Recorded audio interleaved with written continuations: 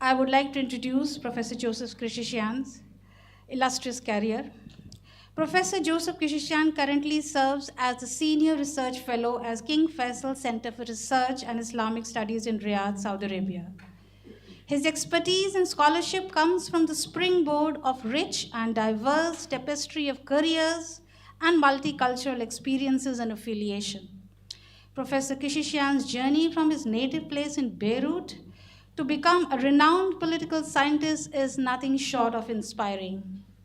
With a PhD in Foreign Affairs from University of Virginia, his illustrious career included esteemed academic positions at the University of Virginia and University of California. He was recognized as a Hoover Fellow at Stanford University and served as an associate political scientist at the RAND Cooperation from 1990 to 1996. He also served as honorary consul for the Sultanate of Oman in Los Angeles between 2006 and 11. In the same breath, I am tempted to reveal to you that Professor Kishishian has closely interacted with more than 24 of sultans and kings and sheikhs from the region, and some of his profound works on power structure and intrigues of the royal family, like Faisal, Saudi Arabia's king for all season, published in 2008, have disappeared from the shelves and quickly gone out of print. With more than 20 acclaimed publications to his credit, his latest book on A Sultan That Endures, Oman in the World, from Qaboos bin Said to Hatem bin Tariq 2023, the nationalist Al Saud advisor Yusuf Yassin of Saudi Arabia are unparalleled scholarly works from the fountainhead of thousands of rare original sources and profound intellectual journey. Professor Kishishian's multilingual proficiency in Arabic, Turkish, English, French, and Italian, and his own multicultural experiences have given him an eclectic style that appeals to a wide spectrum of readership. Professor Kishishian's insights are highly valued in academic and policy-making circles, with his analysis frequently featuring on leading media platforms like BBC, Al Jazeera, among others. His publications are on a wide range of areas that cut across political development, institutional legal reform, societal and foreign policy aspects of the Arab and the Gulf affairs. Over the years, he has served as associate editor of the Oxford Encyclopedia of Islam and Politics and as a columnist in Gulf News. Professor Kishishian is recognized for his scholarly contribution and has received numerous accolades, including Lifetime Achievement Award from the Society of Armenian Studies in 2019.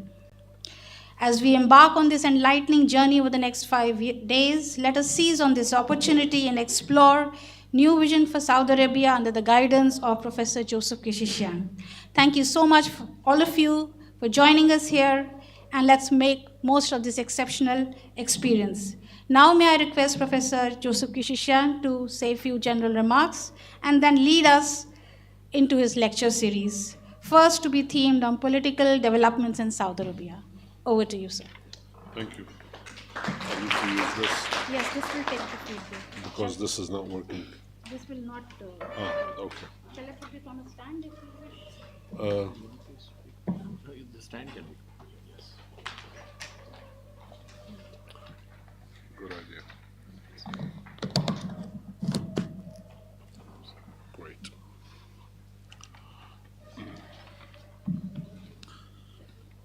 Can you hear me?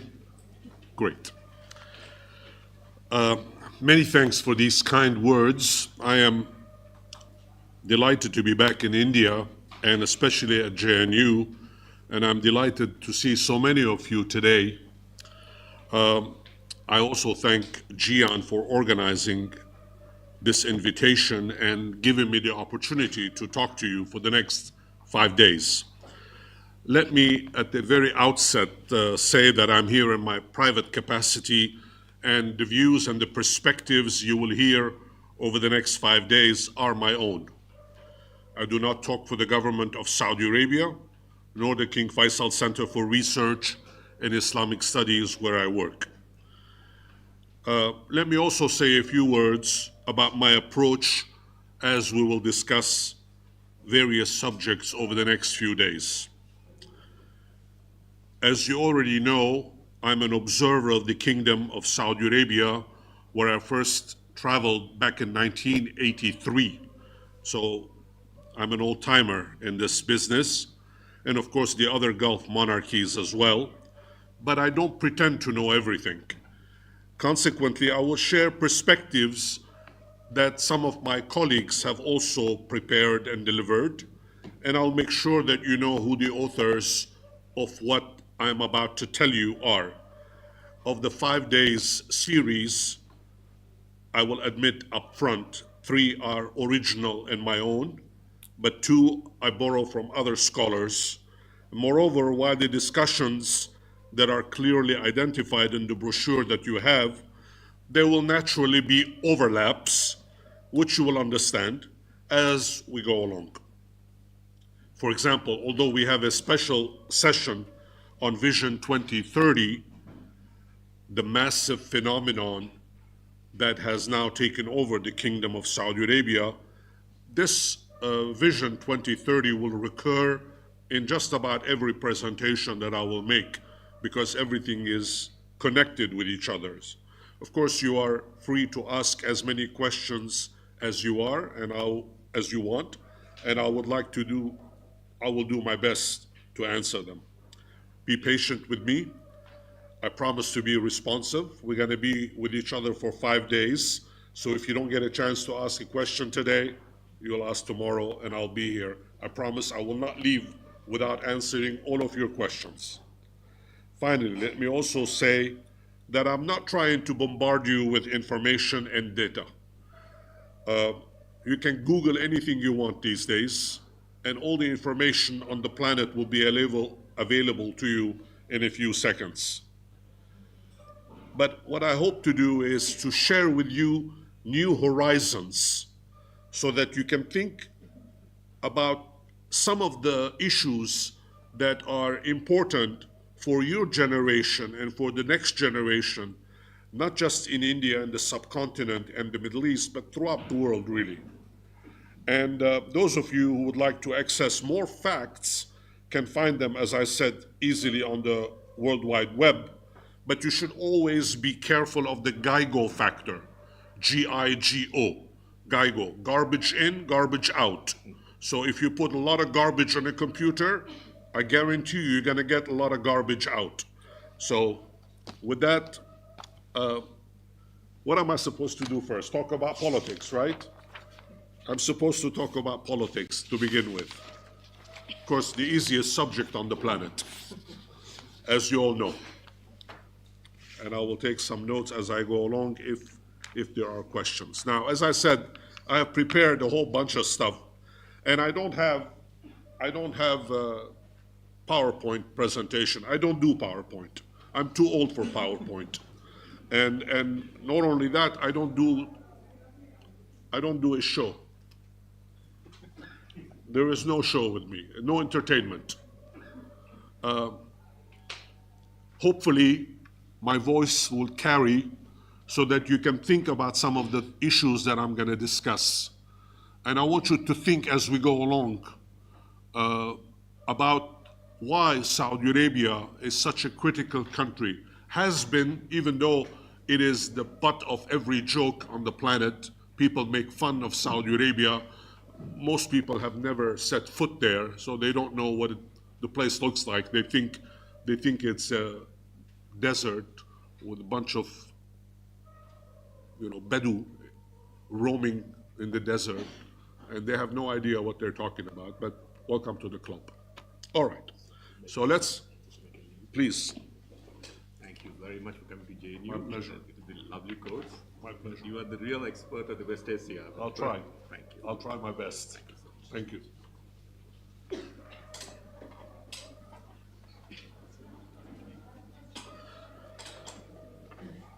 All right, so let me just jump in the political system. All Saudi rulers have relied on their faith to guide the nation.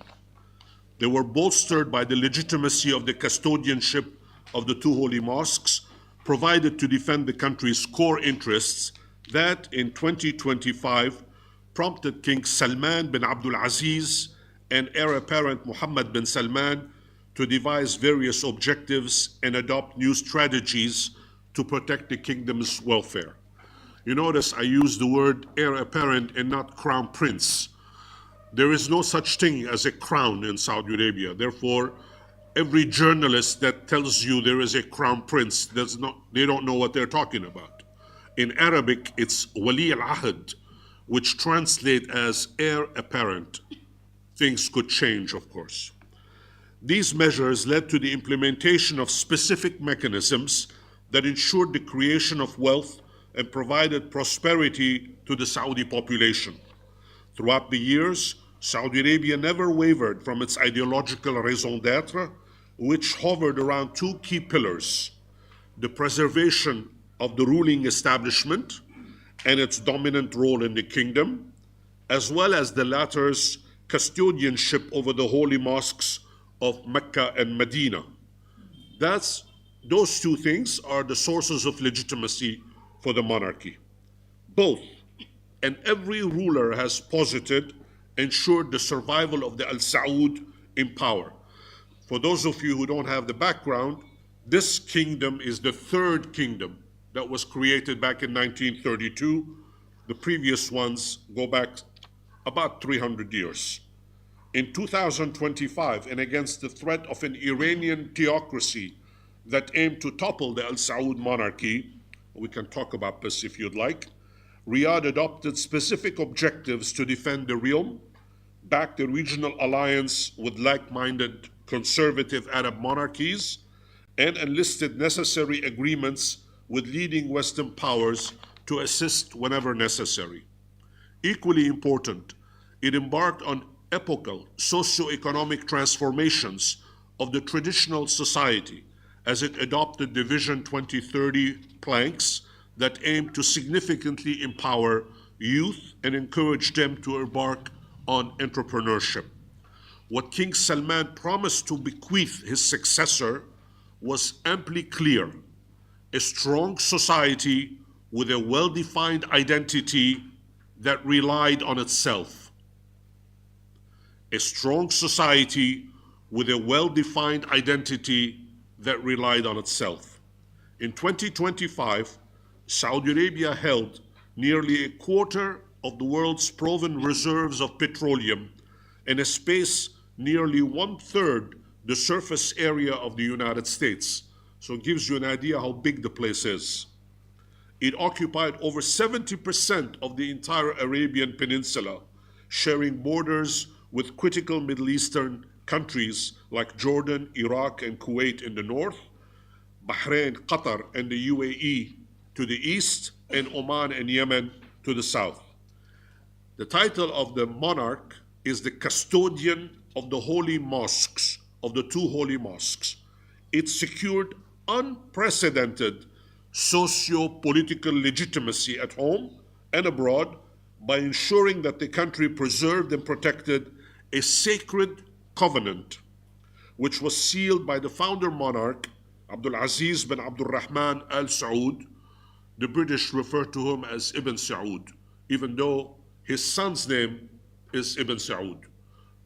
The British, being who they are, very accurate and objective, they mix everything up. Sorry about that. Even before the third monarchy was founded, as I said, back in 1932. Since acceding to the throne on 23 January 2015, King Salman, in other words, in another few days, he will celebrate his almost 9 years in power. King Salman bin Abdul Aziz has made a series of appointments that shook the monarchy, reassigned responsibilities, and redistributed relative power previously held by leading members of the society to next generation Al Saud family constituents. He also backed the heir apparent's ambitious plans to redirect the economy away from petroleum. To redirect the economy away from petroleum.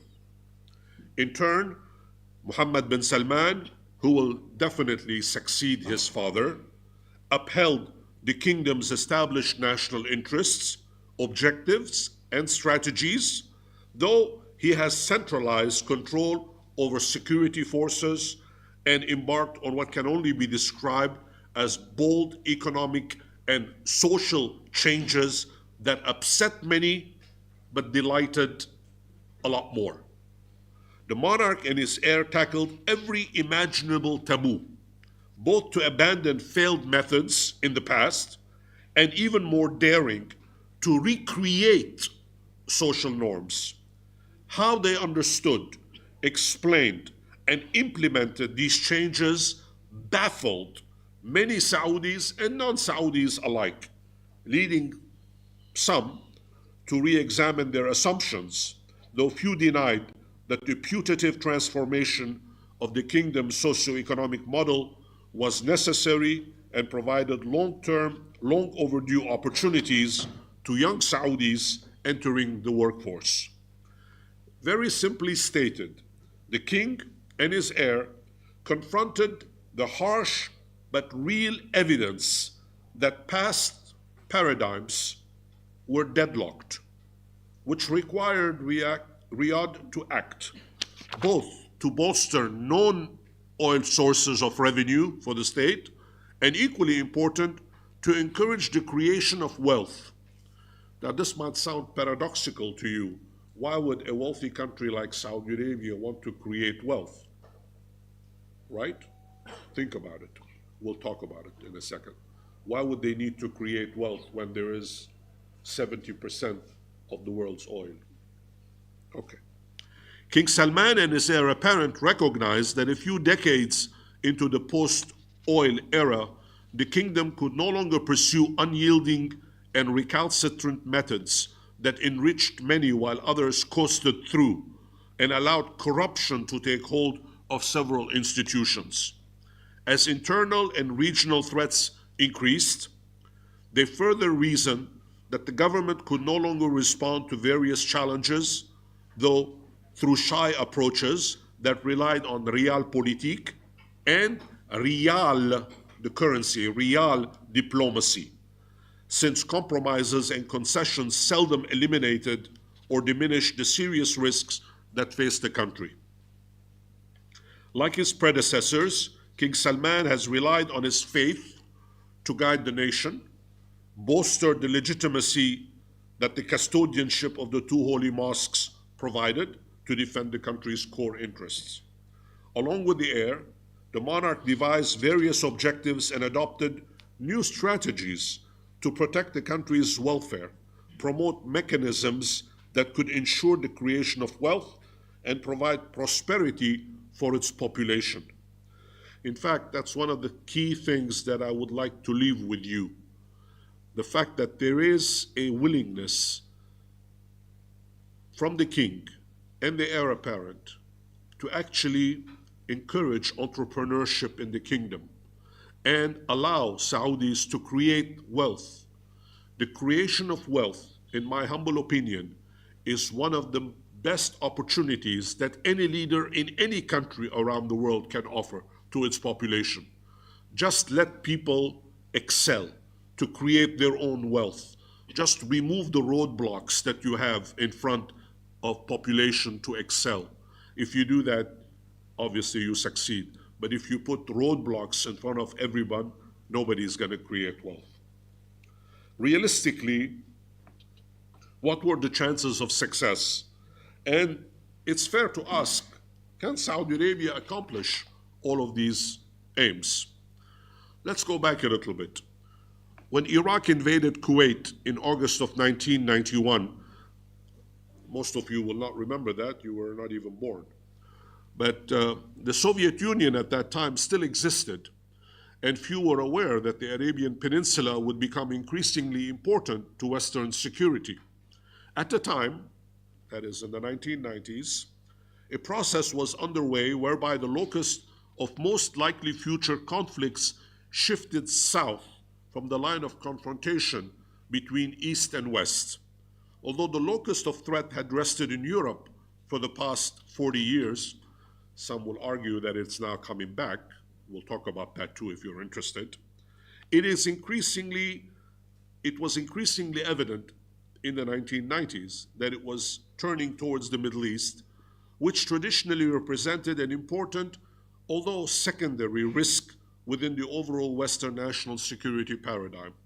In the event, New Beginnings disregarded the immediate communist threat in those days and replaced them with a far more diffuse yet dangerous series of ongoing and latent ethno nationalist disputes.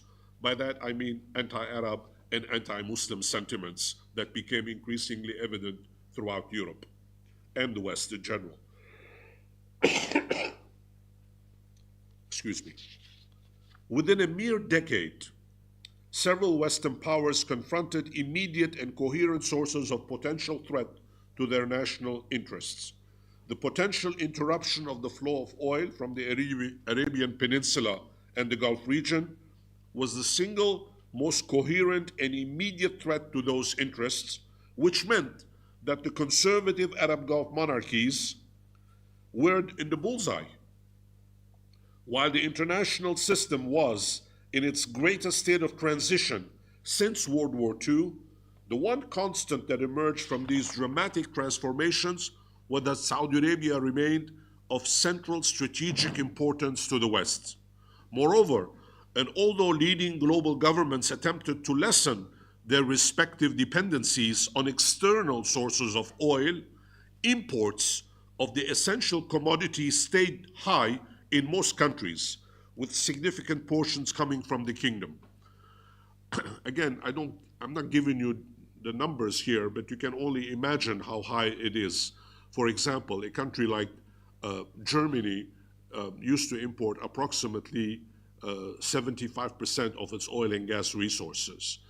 France, even though it has a huge nuclear capability, still imported about 50% of its natural gas use. Throughout Europe, Italy, the same thing. And Japan, 90% are imports. China, which is now the #1 importer of oil from Saudi Arabia, huge numbers. So you can imagine what those numbers really meant. Now, in the absence of national energy policies in several stretched economies in the West, most viewed the security of Saudi Arabia as being of vital interest. That, in turn, meant that the defense of the country's oil reserve dominated military planning. I want to stop here for 1 second and reminisce something so that you understand what I'm talking about. Again, this is background information for those of you who haven't had a chance to look at them. In the 1980s, President Jimmy Carter, who passed away last week at the age of 100, created the Rapid Deployment Force in order to have access to oily resources of the Middle East. This is back in 1980, early 1980s. And when he was succeeded by President Ronald Reagan came up with, that was called the Carter Doctrine. Thereby, the United States would intervene militarily in the Gulf to deny the area to any outside power. In other words, if in those days the Soviet Union was thinking of even contemplating, not even thinking, even contemplating invading Saudi Arabia, the United States would use military force in order to free it. Reagan came, replaced him, and Reagan had a corollary to the Carter Doctrine saying, we will not allow the House of Saud to fall, period. In other words, Saudi Arabia would remain in the Western camp, as they say in Arabic, sha'a man sha'a wa aba man aba, whoever likes it. If you don't like it, go hang. That was the thinking. So therefore, in the absence of all this energy policy, the decision was made that we have no choice but to defend Saudi Arabia. And that's what happened until, you will see in a second. Now, accordingly, the future directions in Saudi national security concerns became increasingly critical to policymakers as well as the general public. And in these interactions, the kingdom's broad strategic orientation became clearer, which underlined security dynamics, and people really got out of the habit of doing business as usual. Now, whether evolutionary and peaceful in nature or rapid and violent, all of these strategic transformations were of enduring interest.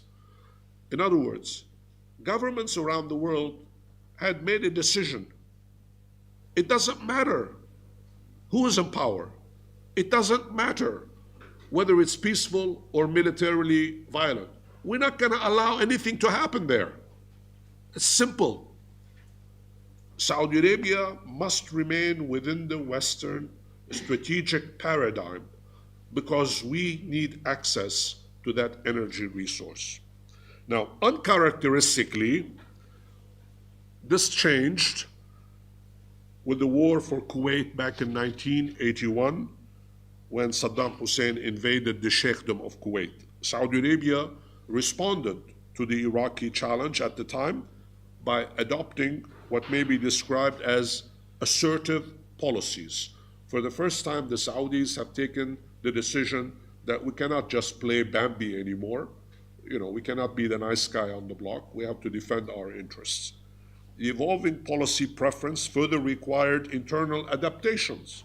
In fact, Riyadh embarked on critical policy transformation several years before King Salman acceded to the throne, even if the pace was sharply accelerated after 2015.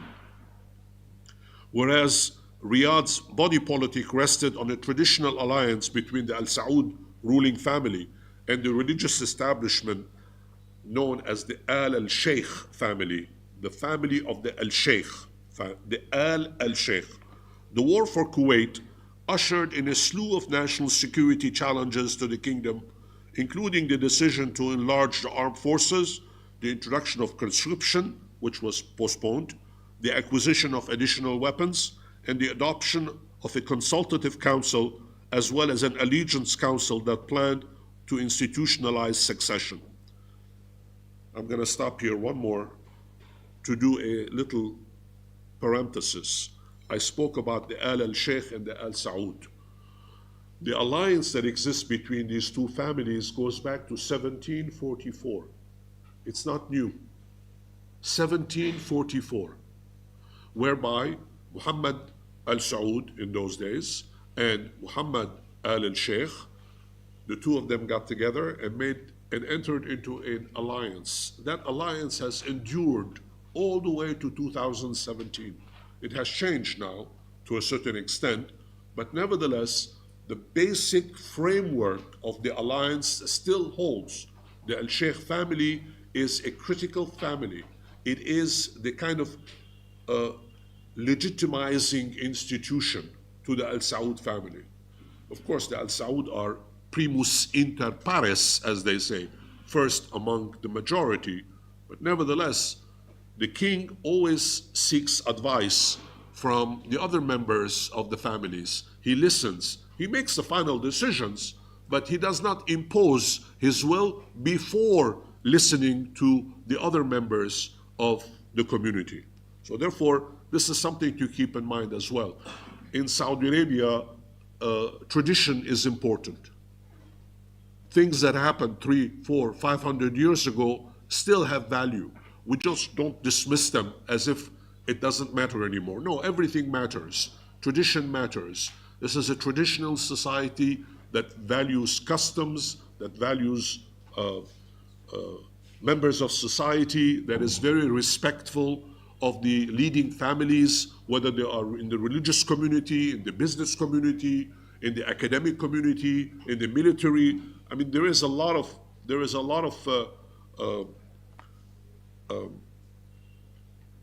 what's the term that I'm thinking of? There is a lot of consultation among the different members of the establishment. Consultation is something that is real. It happens. Of course, it happens less and less frequently because there is a professional class of experts that are now increasingly coming up, more educated, more trained, better off, intellectually aware with what's going on in the rest of the world. But this is a phenomenon that is true everywhere around the world, not just in Saudi Arabia.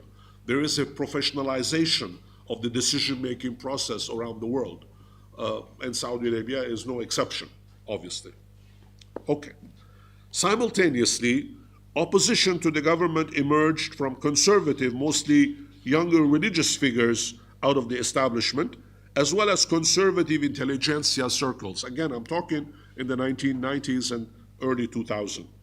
Both demanded that Riyadh press ahead with much needed socio-political transformations, and by introducing reforms, the ruling family protected its perceived interests though authorities moved with caution. Until, that is, in 2011. The 2011 uprisings that literally shook the entire Arab world. To their credit, and unlike other Arab political leaders, the Al Saud moved decisively to meet domestic needs and regional challenges. At that time, King Abdullah bin Abdul Aziz, in one day, spent $30 billion in one day by providing the kind of incentives that obviously were required. Notwithstanding judicious steps taken by King Abdullah, Riyadh invested in its military capabilities at unprecedented levels, while it further increased financial assistance to vital sectors of the economy. As a decisive player at both regional and global scenes, Saudi Arabia could no longer jeopardize its position as a vital nation state within the Arab and Muslim world, which was why King Salman and his heir apparent embarked on a path that supporters and critics alike, I think, misread.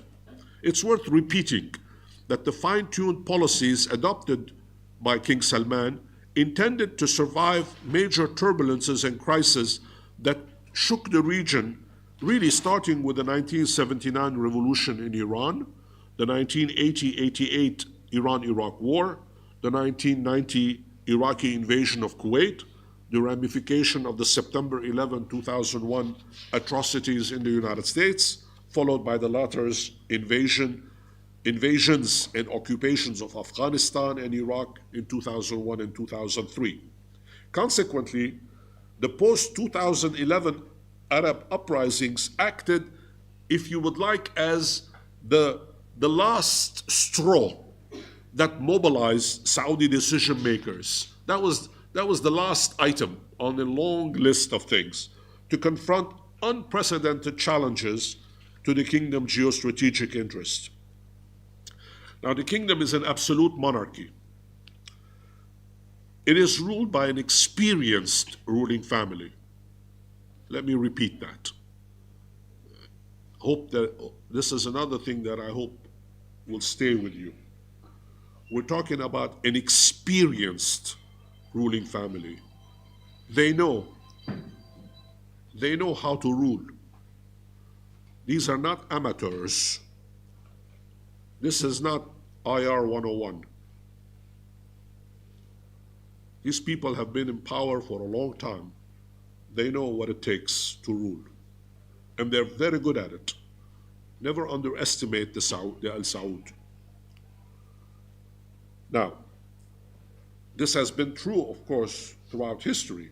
This is nothing new. But I think it has been truer since 1932 because of the founder of the third monarchy, Abdul Aziz. Abdul Aziz is really an exceptional man, the likes of which comes in a country every 500 years. He was really an exceptional man. Okay, people make fun of, there are all kinds of stories about Abdul Aziz. And, the fact that he married so often, he had so many kids. People say he married at least 50 times. 4 at a time, of course, as a good Muslim. But he had over 100 boys and girls. He had concubines. But there is a logic to all this. Abdul Aziz conquered the Arabian Peninsula with all these tribes that were at each other's throats for generations. People that were essentially at war with each other in the desert. Survival. It's not easy to survive in the desert. Trust me. you really need to have capabilities to survive in the desert. And for generations, in throughout the Arabian Peninsula, all these tribes were at each other's throats. And Abdulaziz managed to conquer all of them under a united system. And most of the time, after the wars ended, reconciliation was introduced, and it was done through marriage. Obviously, if you have a blood relationship, the wars stop. There is no more conflict, because obviously now you're family, you don't kill your own. So therefore, there is a method to his madness, if you would like. I mean, I call it madness, but obviously it's not madness. From his perspective, it's smart. So therefore, you have to understand the logic that moved him. But the king, in the political system that we are talking about, the king is the ultimate decision maker. He reaches his resolutions, as I said before, after extensive consultations, first of all among the senior princes, brothers, uncles, and so on, the religious establishment, the al-sheikh, and the leading imams of the country, several key stakeholders, whether they can be military officials, business leaders, selected intellectuals.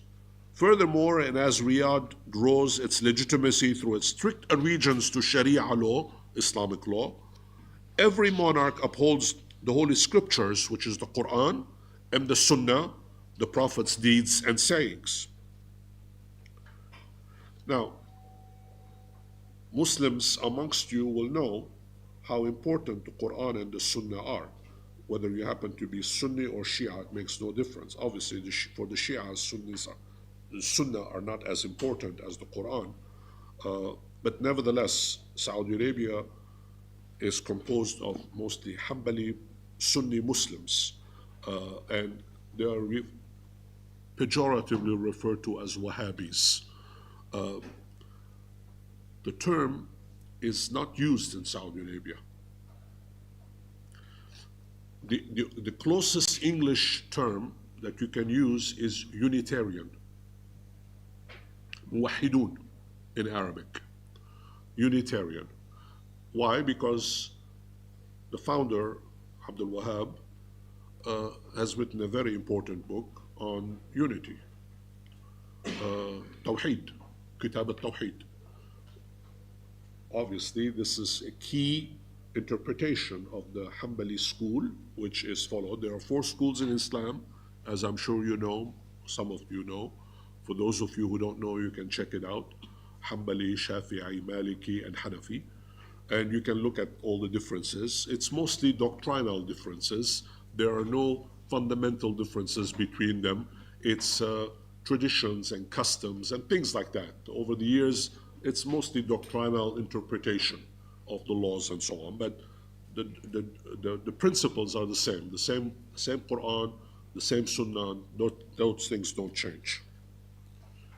Now, to be sure, I'm trying to give you a general impression of the political system so that you can appreciate the changes. That doesn't mean that there were no family disagreements. Like in every family, there were disagreements too over national concerns. But nearly all members united whenever faced with threats. I want to stop here for a second as well. This is an important point. Like every family, the Al Saud is a large family. It is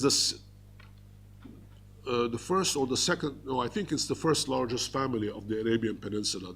The second one, ironically, the smallest Arab monarchy, Bahrain, has also a very huge ruling family. Bahrain has a huge ruling family. The smallest family in Oman is Oman. It has the fewer number of members of the ruling family. But Saudi Arabia, it's estimated, nobody knows the exact figures, of course, and if they know, they're not going to tell us. Well, some things are kept in the family, you know. It could be approximately 20,000 members of the ruling family. Now, the numbers differ. It could be as low as 10,000 or as high as 20,000, but that's a lot of people. But that doesn't mean that all of them are at the same level. My estimate, I have written this in several of my books, is that there are about 200 family members, and I will talk in the second part of today's presentation when I talk about succession. I will talk about some of these things. There are about 200 individuals that are quite important, and they're the ones that are the decision makers. They pay attention to the others. The others are important. The others, both men and women, they play a role in government affairs and so on. But the vast number, 20,000, are not active members of the ruling family. There are about 200 of them. Okay. But from time to time, there are disputes that arise, obviously. Those of you who have studied the history of Saudi Arabia know that what happened in 1964, for example, when King Faisal essentially replaced his brother, Saud. And it was done in a bloodless way, but nevertheless, it was a removal of a monarch. It was not a picnic. There was a sitting monarch that was essentially pushed out of power, and King Faisal, at that time, heir apparent Faisal, took over. And of course, as you will see in a few moments when we talk about succession, I will explain some more detail. There were disputes, differences within the family, based mostly on agreements and concessions that were made in order to reach consensus decision. The possibility that disagreement over a successor could endanger existing alliances within the family. That was the reason why there were these kinds of disputes. Therefore, it is fair to say that the Al Saud remained diligent to ensure that the succession issue seldom escalated into an open struggle for power that would weaken the monarchy and lead to its collapse. They never allowed that to happen. Even though speculation, if you read, for example, British archives, those of you who will delve into this in the future to do doctoral thesis or master's thesis, you will go to London, outside of London at Kew, and look at the old documents. The British were, of course, very objective, as we all know. They have, if you read the old reports that they have written about members of the ruling family, you'll be shocked at some of the things that you will read. Literally shocked. They have all kinds of details about what happens between different members of the family. What one person said to the other, what the response of the other, how they managed to talk to each other. And of course, they told all this to the British. This is another one of the beautiful imaginary things that diplomats come up with. They sit down at their desks and come up with all kinds of imaginary conversations that have never taken place, or if they have taken place, they were not privy to, but they still write about it. That makes them objective, you see? I'm sorry, I got off the tangent here. It's my American revenge.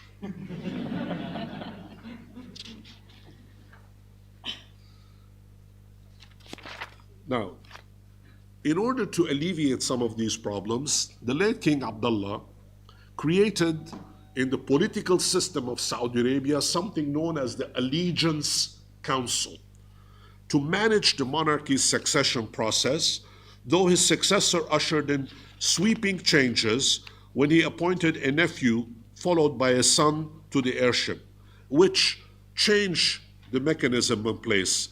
And as I said, I promise to come back to this in the second part of the discussion. Now, let's go back to the political nitty-gritty of the country.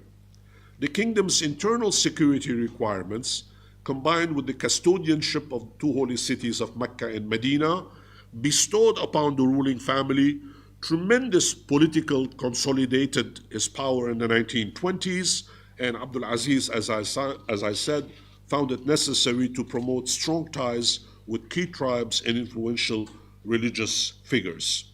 He relied on senior family members to enhance the kingdom's internal stability by appointing his sons to critical defense and security posts. Moreover, and to identify with the Saudi population, Riyadh adopted several consensus-driven measures that placed the country on the path to unity. More than any other decision, as I've hinted, was the 1744 pact that brought the two families together. Of course, in the process, a government bureaucracy functioned to channel Al Saud policies to serve the nation.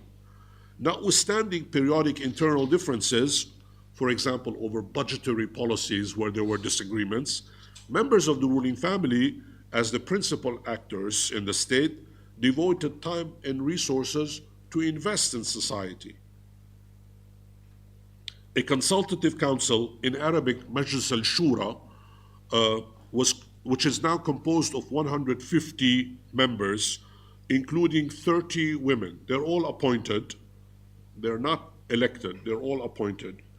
But it acts as a critical sounding board, even if it is not a separate legislative body. Likewise, citizens can and often do attend. They meet with and petition senior ruling family members, including the king, directly in respective majlises, though in more recent times, security conditions are such that one doesn't have the kind of access that you used to have. In the old days, I remember in 1980s, when I used to go and attend these majlises, anyone could just walk in to a majlis and you will sit.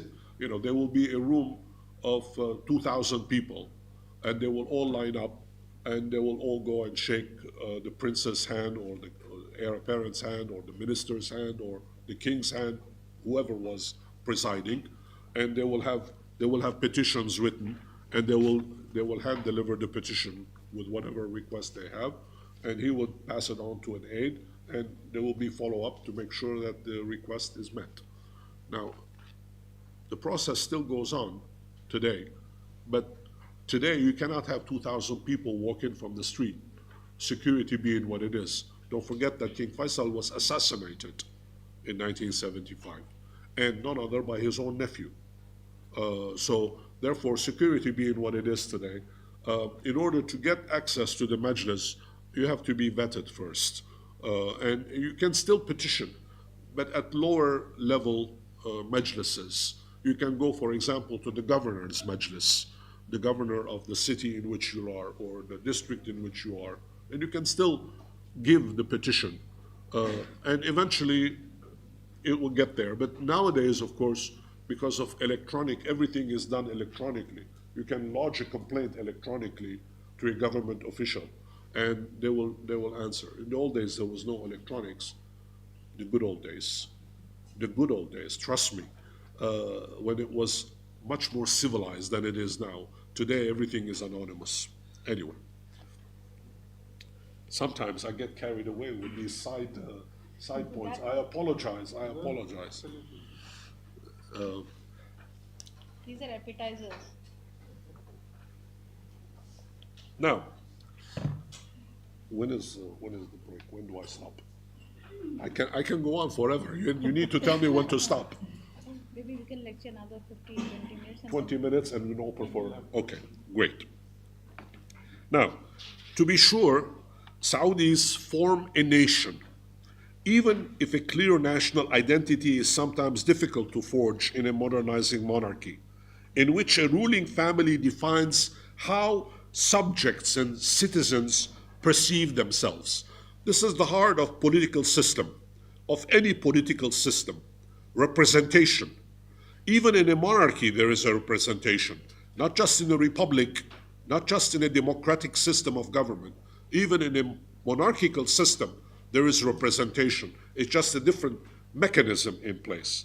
Now, critics always point out that the intrinsic difficulties to hone on the identity-shaping task, including contradictions that arose after 2017, when, for example, the government of Saudi Arabia announced that women will be allowed to drive starting on 24 June 2018. 18, when they were legally allowed to drive. In the 1 year between 2017 and 2018, there was a period of limbo. There was no representation, so to speak, and several women were arrested because they didn't wait until 2018. They started driving, so they were quickly arrested. Now, the official position in that those who were arrested were accused of sedition and serving foreign powers to endanger the security of the kingdom. Similarly, fault finders point to the fact that the national anthem, with lyrics written back in 1984, glorified the king and Islam, and that the very idea of a day to celebrate, quote unquote, the nation became a tradition only in 2005. Before 2005, the kingdom did not have a national day, like you will have in a couple of days in India. For detractors, the very introduction of nationalist values highlighted an ongoing struggle between authorities and opponents, both of which desired to champion change. After 2016, Mohammed bin Salman embarked on epochal and for some quite radical transformations to redraw the existing national contract. His vision encompassed far more than simply weaning the economy of oil revenues, the encouragement of creation of wealth, and meeting the aspirations of nearly half of the population, especially those less than 25 years old, without emasculating conservative clerics, even if many dismissed important social freedoms as little more than theater. In reality, Mohammed bin Salman seemed to be fully aware that the kingdom's national identity was ready for evolutionary changes that would adopt a fresh civic identity without reneging faith or traditional Arab customs. In one of his clearest declarations on the subject, he stated the following, quote, Saudis don't want to lose their identity, but we want to be part of the global culture. We want to merge our culture with global identity, end quote. He also promised that in the next 5 years, now I remind you, he said this in 2016, okay? He also promised that in the next 5 years, Saudi Arabia would become different from what it was in earlier times. You know what? I'll vouch for that. Saudi Arabia has become a different place in the past 5 years. Every time I go to Saudi Arabia, which is once every month or every 2 months, I spend 4 or 5 days a week every time I go. I see changes. And I see the kind of changes that I never thought in my entire life that I would ever see in a place like Saudi Arabia. Ever. And now, ikhtilat, which is mixing of men and women, is a common, normal. In fact, I have a Saudi friend who always reminds me. He tells me, you don't understand what happened to us. I'm going to tell you what happens to us. And I ask him, tell me, what happened to you? His answer is, we became normal. Now imagine what that means. We became normal.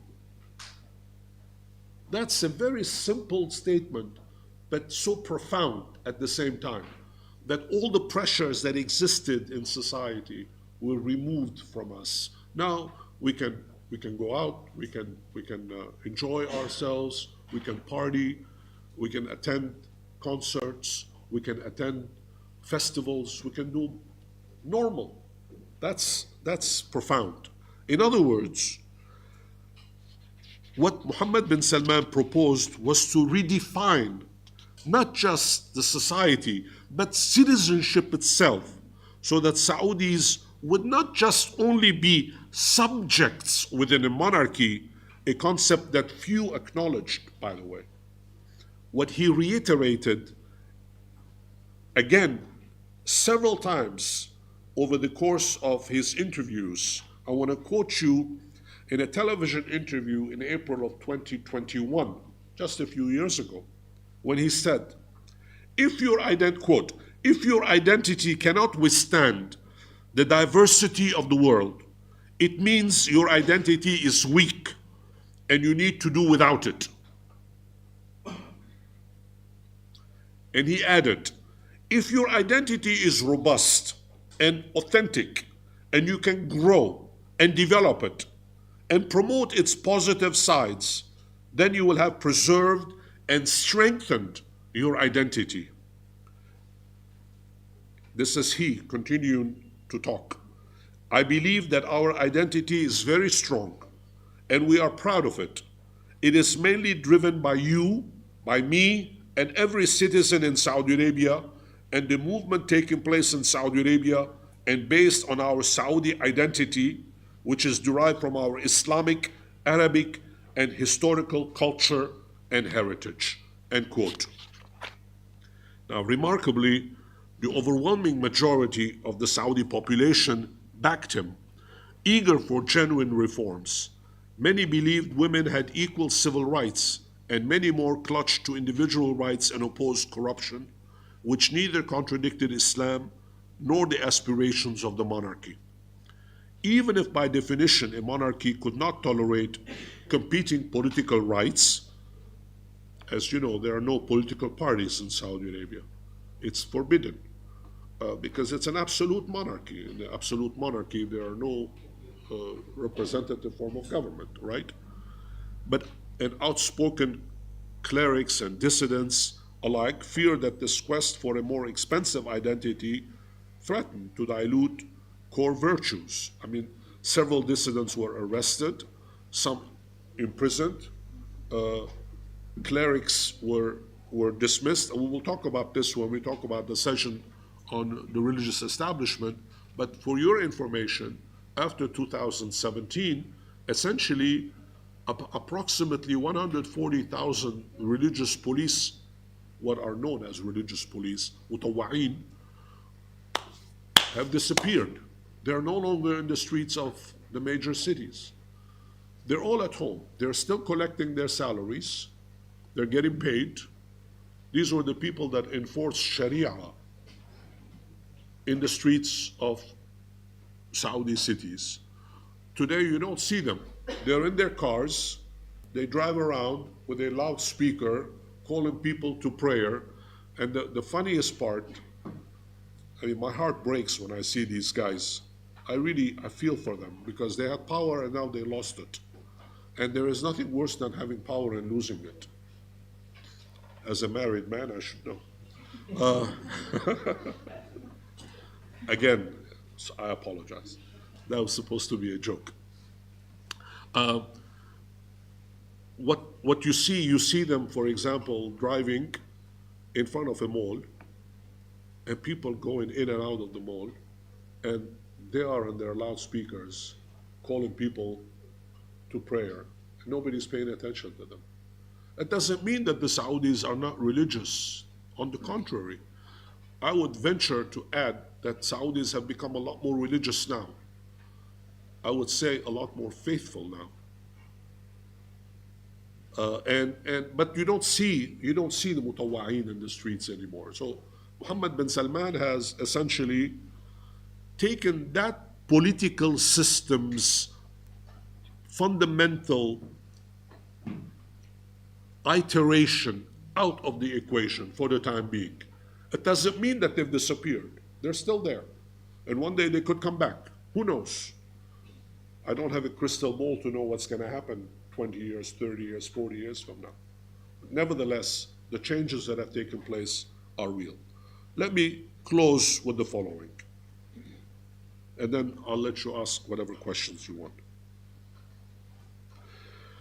Notwithstanding the fears that exist, I would venture to say that the vast majority of Saudis preserved their values, they defined new ones, and welcomed fresh efforts to forge an expanding national identity.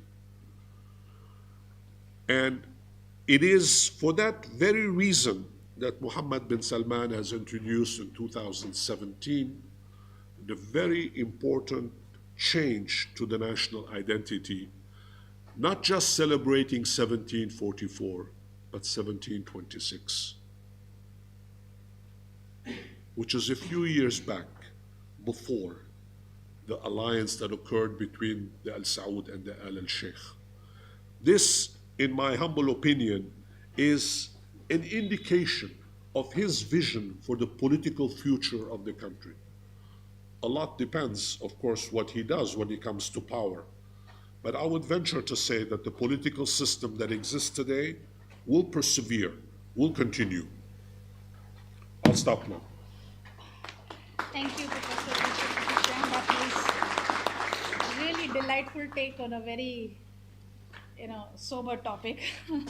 So now, I'm loud enough. Okay. So we can have questions and comments from our students and participants, and you will take few of them and. Whatever. You decide what you want. Okay, let's take few questions and then we'll see how it goes. Please identify yourself. Raise your hands. Identify yourself. Don't be shy. I don't bite.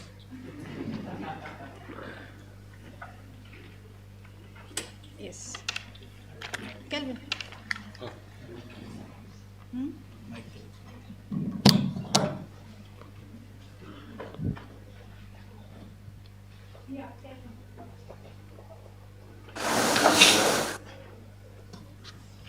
First of all, thank you, sir, for the amazing session. It was really interesting. Myself, Kelvin Benny. I am a PhD candidate in this center. So you said about the South Wahab Pact. So when I read the interview of the Crown Prince Mohammed bin Salman to a Western channel, he explicitly said that Saudi intentionally spread Wahhabism in the context of Cold War. And he also mentioned that Islam is not what Wahhab has interpreted. It have a moderate Islam. So can you read in between these lines? What all level the so-called the moderate Islam of MBS can go to Saudi society?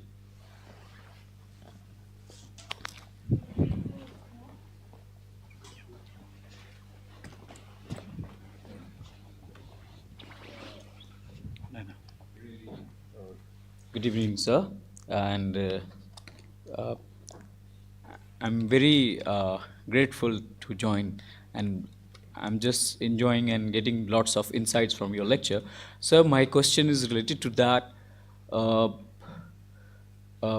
You've talked about that this Saudi Arabia majority following the Hanbali school or Hanbali jurisprudence.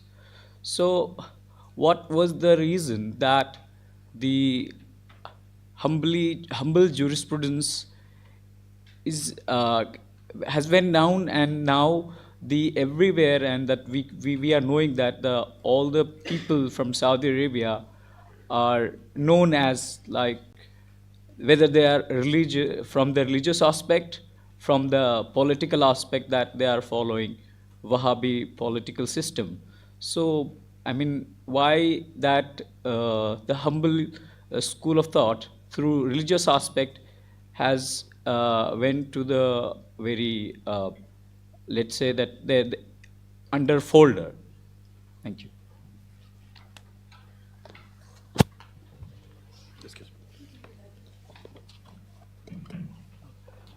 Thank you, Professor Kishishan, for your insightful lecture. My question is related. There are two questions. The first question is related to the importance of Al Saud and Al Sheikh alliance. After coming of IMBS, especially in the late, I think in 2015, how much relevance the Al Sheikh family has now, I mean, in coming future? And the second question is related to the legitimacy, as you have explained that the custodianship of the two holy places is very important factor for the legitimacy. So with the push for the Saudi identity and Saudi nationalism, how much the legitimacy, I mean the custodian of the holyship what would be the future of this particular factor of the legitimacy? There is two questions. Thanks.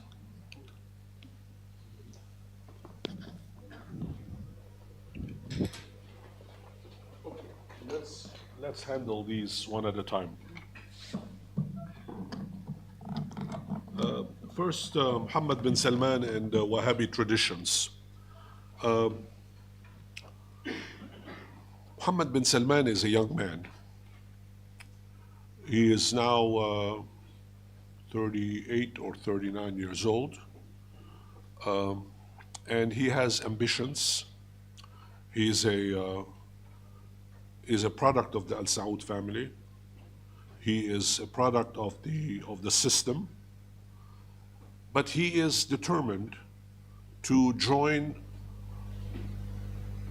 the world as it is today. In fact, in one of his presentations, he had a very important statement he made. He said, in the next few years, Arabia will become the new Europe. That's the word he used, the new Europe. That's the kind of ambition you don't hear very often in the developing world.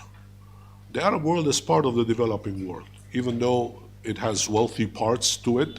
The conservative Arab Gulf monarchies are wealthier, but if you compare, for example, to Egypt, Syria, Iraq, Algeria, and so on, they are much poorer because large populations and not enough outlets. So the Gulf countries are the wealthy countries. But he was not thinking only of the Gulf. He was thinking of the entire Arab world. He was thinking of approximately 500 million Arabs. 500 million Arabs now, and counting. And so you're talking about a person that has a lot of vision. Now, does this vision contradict Wahhabi traditions, Unitarian traditions? And the question was asked, obviously, whether or not he can do without that. That's not his intention. He does not want to eliminate anything or anyone. He wants to go beyond. He wants to go beyond. Now, in doing this, sometimes he stumbles. Sometimes he falls into traps. Sometimes he makes mistakes. You cannot say that about any leader. A leader that makes a mistake, that's not said usually. Leaders don't make mistakes. It's usually their assistants that make mistakes. In my case, it's Dr. Samina and Dr. Mudassir. They are the ones that make mistakes. I don't make any mistakes. That's stupid, right? That's really stupid. But that's what leadership is all about. In my humble opinion, my good friend, Mohammed bin Salman is not trying to eliminate Unitarian traditions. He is part of the system, and he's a devout Muslim, and he prays, and he does all the rituals that are required to be a good believer, a good practitioner. But he wants more. He wants more. And you know what? He's going to get more. Because where there is a will, there was a way. And I think, that ties into the second question with the Hanbali traditions that were asked. Hanbali influences are there. They're not going to disappear. And in the four schools of thought in Islam, the Hanbali, Maliki, Shafi'i, and Hanafi, these are essentially legal schools of thought. So therefore, what applies are in the legal system. Marriage, divorce, inheritance, all the things, business ties, all the things that human beings manage their affairs in the legal framework. We will talk in the next few days about the reforms that are being introduced in the legal system. And I will talk about that in some detail. In fact, I prepared an original paper on the legal system. And those things are only in the legal system. They are not, the average person in an average day does not go around running, I'm a Hanafi, I'm a Hanbali, I'm a Shafi'i. That doesn't work that way. But if you go to court in Saudi Arabia, the courts follow the Hanbali code.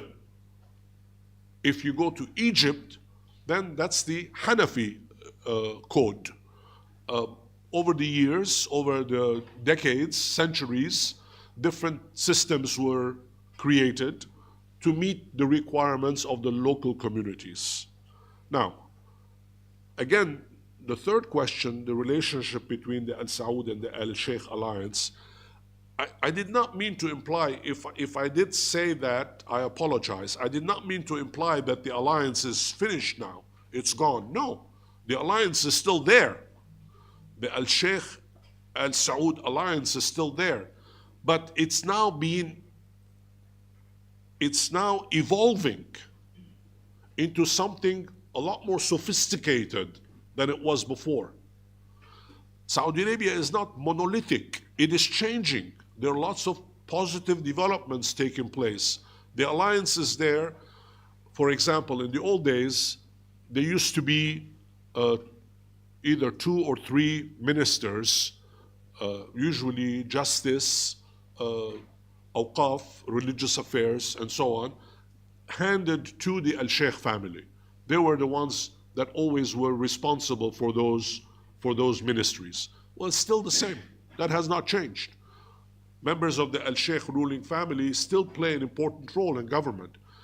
But again, the government, just because you're a minister government, doesn't mean that you have to apply the rules that applied 300-400 years ago. Things change and evolve.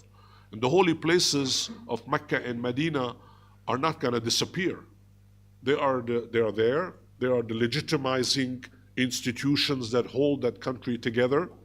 And the Al Saud family are the king's name, title. In Saudi Arabia, even though sometimes they use the word Malik, the king,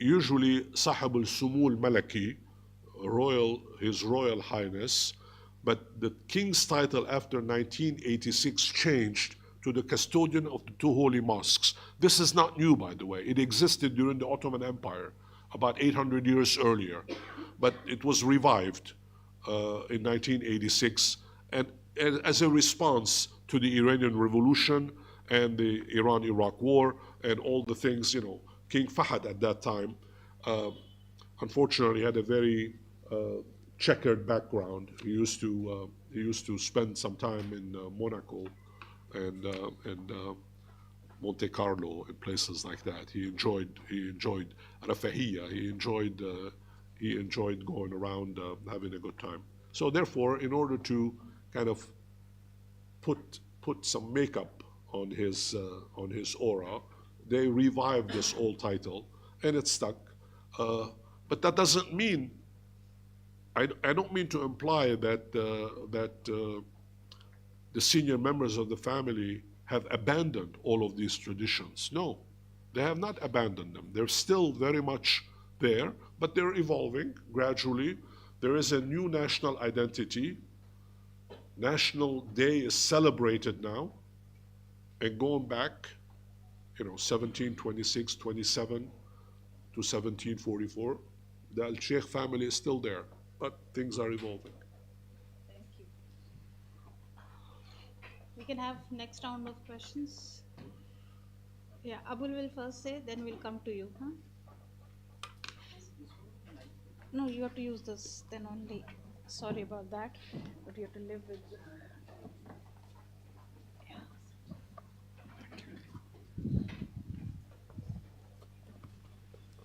Hello, myself Abul Kalam, a PhD candidate at the Center for West Asian Studies. Sir, I'm working on Saudi Arabia. My question is, as every state had its own ideology, so Saudis have also their own ideology. So my question is very simple.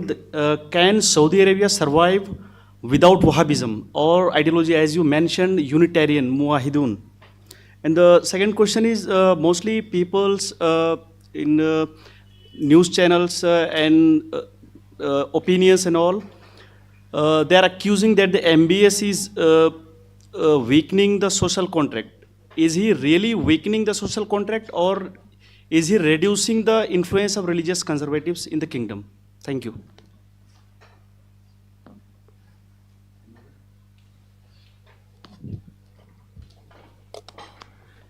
Thank you, sir, for your wonderful presentation. Sir, my question is relating to the nationalization of oil in Saudi in the West Asian region. In 1915, what happened that countries like Iran, uh, Libya has nationalized the oil, but the Saudis' political authority remains intact with the Aramco, and they decided not to nationalize the oil wealth at that time. However, the finance minister, seek more and more concession from the Aramco. So, why Saudi Arabia do not go for the, nationalization of oil at that time? Thank you.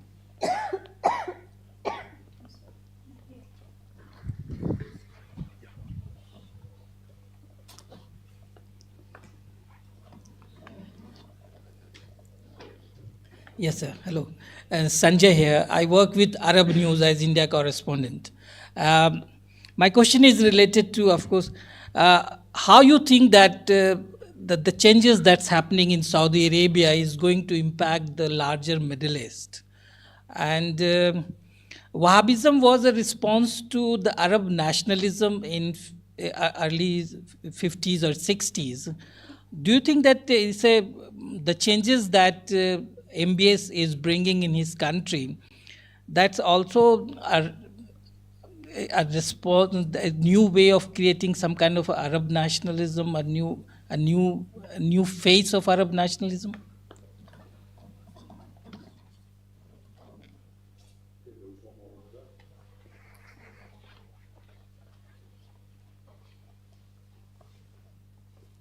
Thank you, sir. My name is Liaquat Nazir.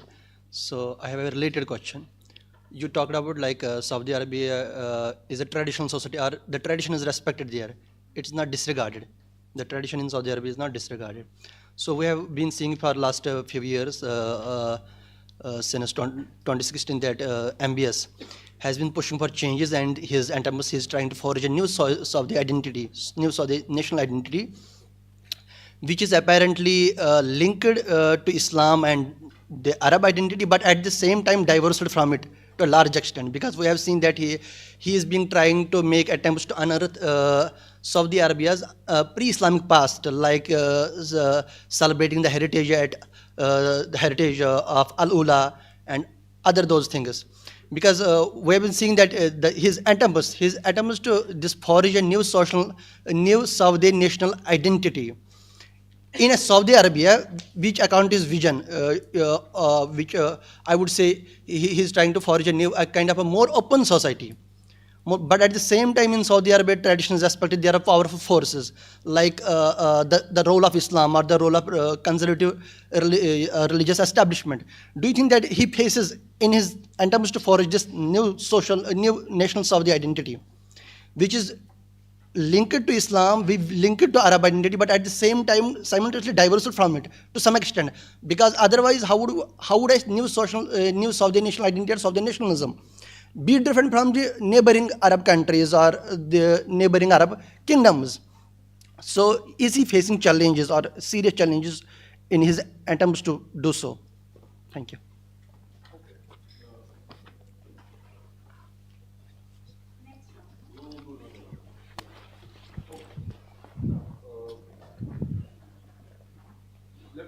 Let me start with that, and I will come back to the others.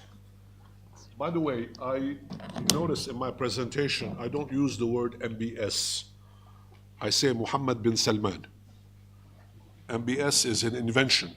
There is no such thing as MBS. That's journalism. Sorry. I apologize to you. We're scholars. We do the right thing. Now, it is true that Mohammed bin Salman is digging deep in pre-Islamic periods as well. But that's natural. I'm an American, but America is only 350 years old. But ethnically speaking, I'm an Armenian. That's 5,000 years history. 5,000 years. I go back to my roots, if you would like, and I discover a lot of interesting things that I draw on. Try to apply them. Obviously, it's insane to apply them today. Things that happened 3,000, 4,500 years ago to apply them today. Mohammed bin Salman is not trying, in my humble opinion, is not trying to dismiss the post-Islamic era, but he wants to make sure that the pre-Islamic era also has some value, and he wants his population to benefit from the rich traditions that existed on the Arabian Peninsula before the advent of Islam. Islam is a religion. It's a religion, it's faith. You are a believer or you're not a believer.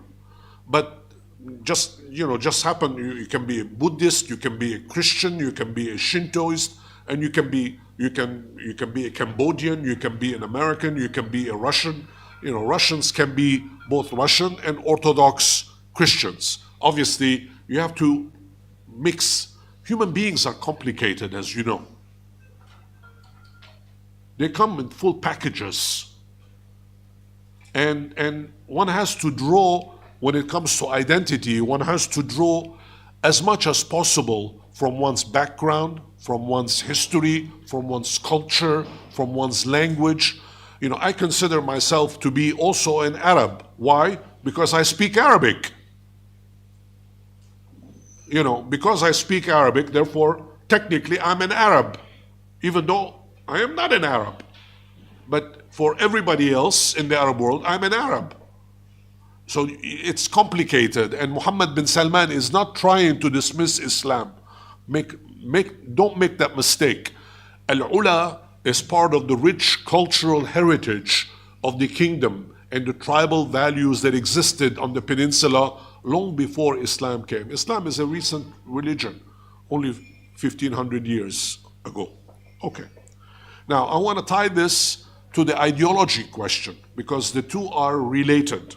Whether or not Saudi ideology exists. In fact, the three questions that you asked me about ideology, about nationalism, I will come back to Aramco in a second, and the impact on the larger institutions throughout the Arab world. Does Saudi Arabia have an ideology? Yes, it does. It does have an ideology. And the political system of the kingdom allows for that to occur.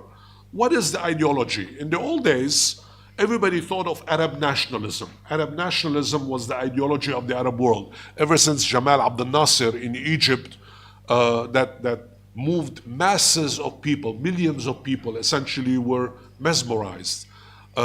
In Arabic called Uruba, Al-Uruba, Arab nationalism. And Nasser was a champion of this. He would go on radio and make all these broadcasts and bring millions of people to the streets everywhere they were. Arab nationalism, Al-Uruba, turned out to be a colossal failure. Colossal failure. Like most ideologies, generally speaking, if you take a political theory class about ideologies at GNU, pay attention to this. Ideologies are always laden heavily with BS.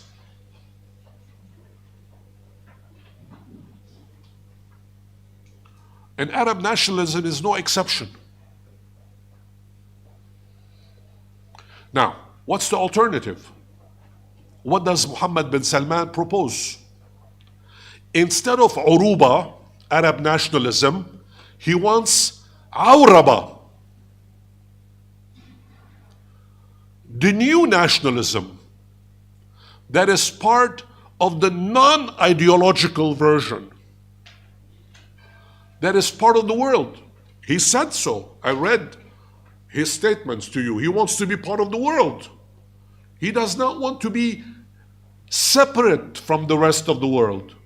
He does not want to be different from Europe, from America, from the West, from the East, from India, from Japan, from China. He wants to be part of the world.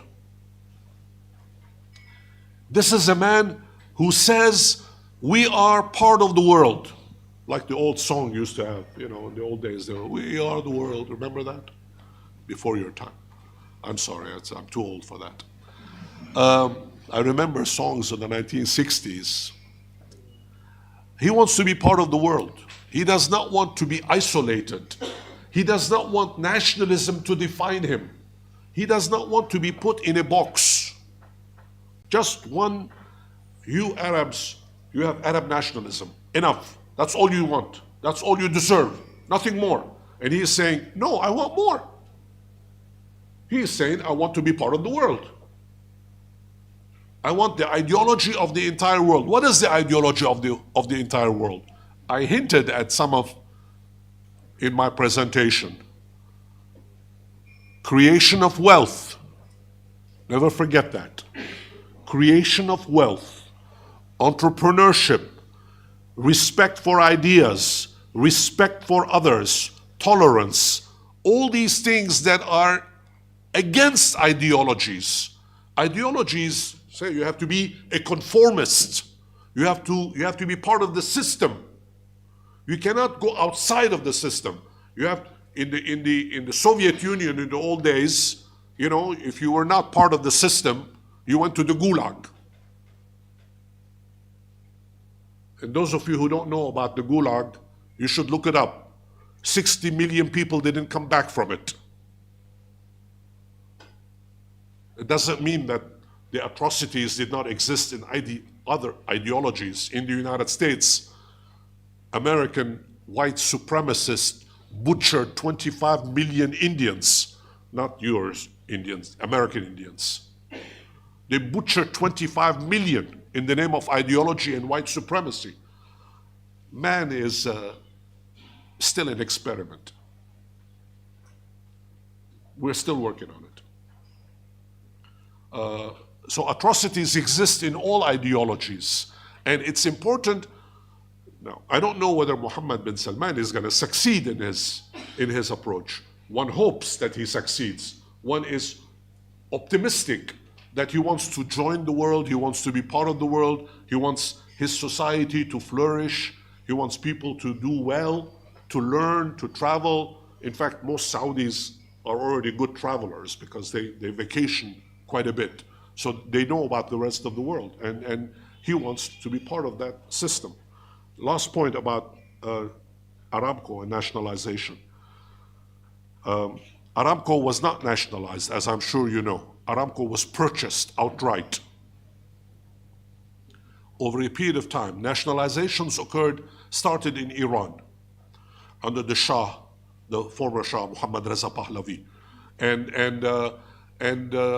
several other countries in the Gulf region.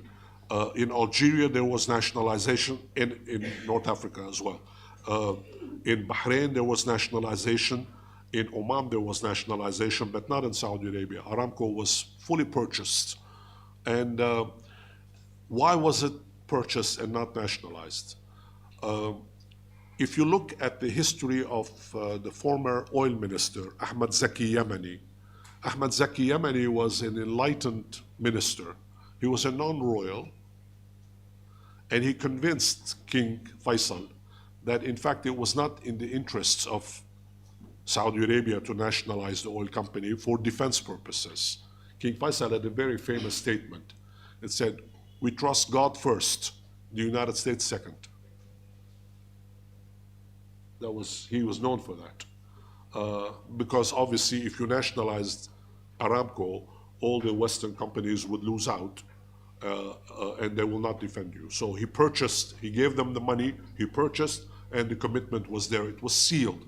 There's a very interesting book on the subject, if you're interested in reading it, by former American ambassador by the name of Parker Hart, H-A-R-T, about the United States and Saudi Arabia, in which he has an entire chapter devoted to the nationalization process of Aramco. Very interesting book. And Parker Hart was there at the time. He was an eyewitness to all these developments. You might be interested in reading it. This is an academic activity, you know. All right. Thank you. Maybe we can pick up one or two more short questions before we break for tea. Yeah, somebody was raising their hand. Yes, please. Thank you.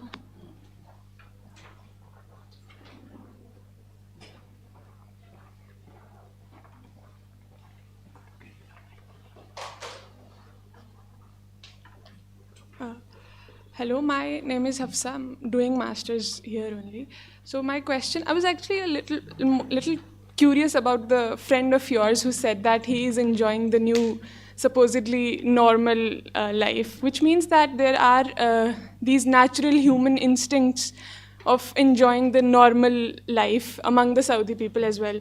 So how is how is the government, how is the state headed by Mohammed bin Salman, how are they containing those normal instincts of maybe association and freedom of maybe making some political parties that you said are banned there?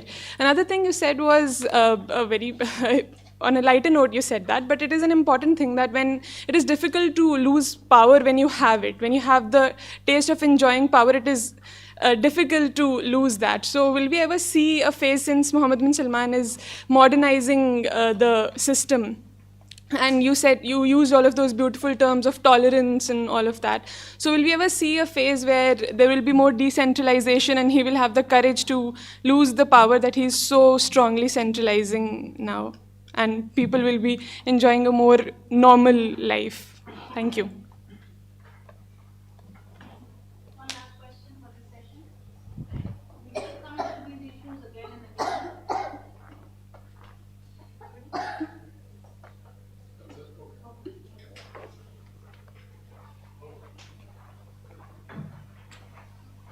I want to share with you my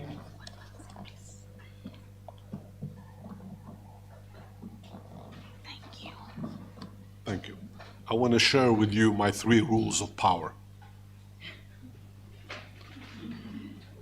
I have all these ideas. When you get old, you start thinking, very dangerous.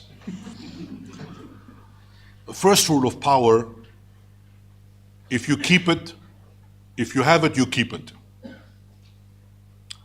Second rule of power, you deny it to the other guy. Third rule of power, you start back at number 1.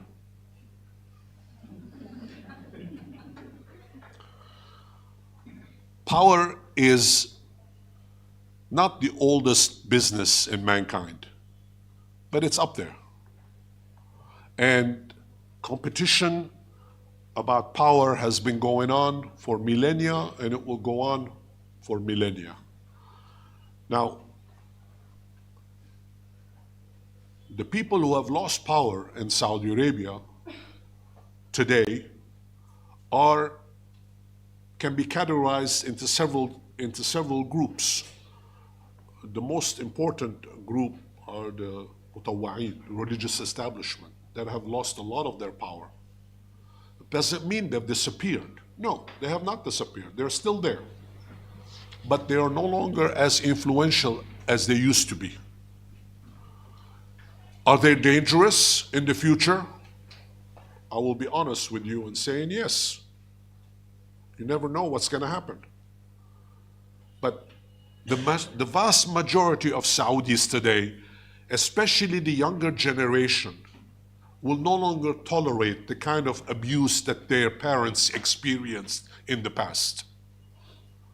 Young people today are a lot more sophisticated, a lot more open, a lot more interested in what's going on around them. They are religious, they are devout believers. Don't misunderstand me. But they don't want the trappings that they see all around them. Conformity is no longer part of the game in Saudi Arabia. The conformity of the past is gone. And you cannot put the genie back in the bottle. You could try, but it's going to be a very, very messy bottle. It's going to be very difficult. When my friend, for example, tells me that we've become normal, what is he trying to say? He's trying to tell me that I am not different than you are, which is true. He's not different. I am not different from him, and he's not different from me. When I go out, and there is a place called the Boulevard outside of Riyadh. It's an entertainment zone. There are all kinds of, it's like a mini Disneyland, essentially. You go around and walk and see all these people having a good time. They're eating restaurants, playing on playgrounds, going on the Ferris wheel, Willis Fair, and so, all the entertainment that you can think of. We could not think about this 10 years ago. We will talk about this when we talk about the economy in the next day or two. They are building huge facilities. There is one complex that is being built called Qiddiya. Qiddiya is essentially kids. It comes from the English word kid. It's a huge entertainment city that is being built, where people will go and spend not just a day or 2 or 3. It's like those of you who have been to Orlando, Florida, Disney World, Epcot Center, all these facilities that exist within each other. Orlando is the playground of the United States, and Qiddiya now is going to become the playground of Saudi Arabia when it's completed. They're going to host, earlier somebody mentioned L01, but on top of L01, there is an entire region there that is being developed as well. They're going to host the Winter Asian Games, skiing in Saudi Arabia. I mean, of course, you can ski in Dubai in a small facility, but that's entertainment too. But here we're talking about huge proportions. So therefore,